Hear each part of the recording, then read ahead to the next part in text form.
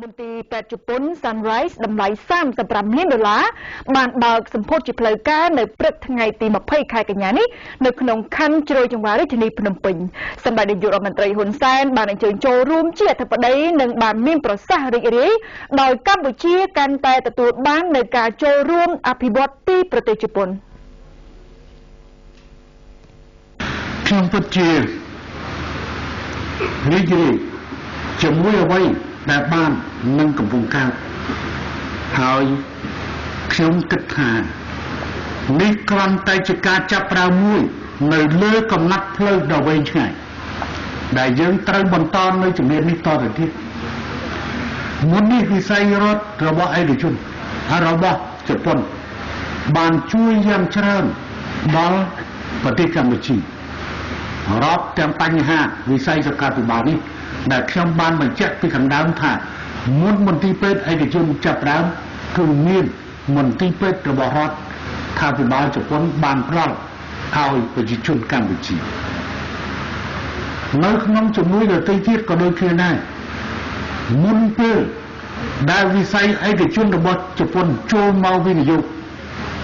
គឺរដ្ឋាភិបាលនិងប្រជាជនជប៉ុនបានផ្ដល់ជំនួយឥតសំណងយ៉ាងច្រើនមកកាន់ប្រទេសកម្ពុជាក្នុងរយៈកាលប្រមាណឆ្នាំចុងក្រោយនេះមានការវិនិយោគពីជប៉ុនមកកាន់កម្ពុជាកាន់តែច្រើនឡើងហើយដែលក្នុងនោះនឹងបច្ចេកវិទ្យាជាន់ខ្ពស់ដែលវិនិយោគនៅតាមតំបន់សេដ្ឋកិច្ចពិសេសនៅទីក្រុងភ្នំពេញតំបន់សេដ្ឋកិច្ចពិសេសនៅខេត្តកោះកុងនិងតំបន់ផ្សេងទៀតហើយសង្ឃឹមថាទំនាក់ទំនងនេះវាសមស្របជាមួយនឹងដៃគូយុទ្ធសាស្ត្រហើយវាក៏ជាសមស្របជាមួយនឹងក្របខ័ណ្ឌនៃការចូលរួមរបស់ជប៉ុនក្នុងការធ្វើសមាហរណកម្មអាស៊ានកាត់បន្ថយគម្លាតរវាងប្រទេសដែលមានអភិវឌ្ឍការអភិវឌ្ឍតិចតួចជាមួយអភិវឌ្ឍទៀតសមាជិកថ្មីដែលមានការអភិវឌ្ឍទៀតជាមួយនឹងសមាជិកចាស់ដែលពេលនេះបានឈានដល់ដំណាក់កាលទី3របស់ខ្លួនហើយតាមរយៈកម្មវិធីនៃជំនួយរបស់ជប៉ុនដែលហៅថាជប៉ុនមេកុង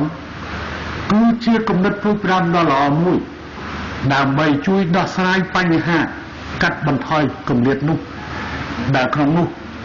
ប្រទេសភាគច្រើននៅតាមដងទន្លេមេគង្គនេះគឺជាប្រទេសដែលមានការអភិវឌ្ឍទាបជាងអាស៊ានមុនដូច្នេះការចាប់យកនៅគម្រោងនានាដែលជប៉ុនបានធ្វើជាមួយនឹងកម្ពុជាបូកជាមួយនឹងការធ្វើតបជាប់ផ្លូវជាតិលេខ1ស្ពានដែលលឿននិងកំពុងតែតបជាប់ផ្លូវជាតិលេខ5ទៅកាន់ពីព្រៃក្រាមឆ្លងកាត់ខេត្តពោធិ៍សាត់ទៅបាត់ដំបងនិងឆ្ពោះទៅរកព្រំដែនកម្ពុជាថៃគឺជាផ្នែកដ៏សំខាន់នៃការដឹកជញ្ជូនការតភ្ជាប់ក្នុងរបៀងភាគខាងត្បូងនៃតំបន់អនុមេគង្គឬក៏ក្នុងតំបន់អាស៊ានរបស់យើងសង្ឃឹមថានឹងមានការចូលរួមបន្ថែមទៀតតាមរយៈនៃជំនួយនោះមន្ទីរពេទ្យជប៉ុន Sunrise ដែលស្ថិតនៅក្នុងភូមិ2សង្កាត់ជ្រោយចង្វារបានចាប់ផ្ដើមសាងសង់កាលពីឆ្នាំ2014ដោយប្រើប្រាស់ថវិកា$55 លានហើយមានគម្រោងពង្រីកបន្ថែមទៀតទៅលើទឹកប្រាក់$20 លាននៅឆ្នាំ2019ស្ថាបនិកមន្ទីរពេទ្យលោកវិជ្ជបណ្ឌិតជាតិជប៉ុនគឺលោក Kitahara បានថ្លែងថាមន្ទីរពេទ្យនេះនឹងមានសេវាសំខាន់មួយចំនួនដូចជាសេវាផ្នែកសង្គ្រោះបន្ទាន់ផ្នែកជំងឺដាច់សរសៃឈាមខួរក្បាលនិងផ្នែកវះកាត់ប្រព័ន្ធប្រសាទផ្នែកជំងឺទូទៅនិងផ្នែកពិនិត្យសុខភាពទូទៅ